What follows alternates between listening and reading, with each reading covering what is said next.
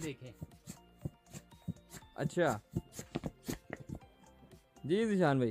जी वैस भाई, क्या हाल है आपके? ठीक है सर, बेहतरीन। कैसे आप हैं? सुनाएं। ये है कि आज तो पेड़ आपका बाहर आया हुआ है। जादू है, ये जादू लेके आया हूँ मैं आपके लिए। अच्छा सर, बाहर निकालो ना जादू को। क्या है इसमें? ये देखें, ओहो हो, क्या चीज़ है सर ये? Portable cattle.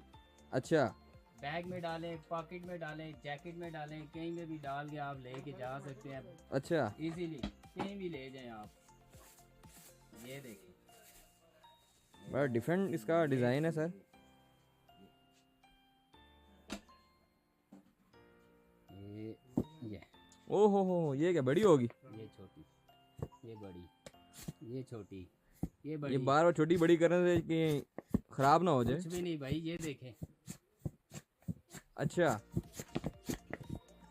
इसका वेट देखें आप। पानी गर्म रहता है इसमें? पानी गर्म करने के लिए, चाय बनाए, अच्छा, कॉफी चाय वगैरह बनाए, में। पानी उबाले, अंडे उबाले, कुछ भी। हम्म। ये वॉशेबल, अच्छा एलिमेंट लगा हुआ है। अच्छा। ठीक है, हम्म ये भी आप लेके जाएं।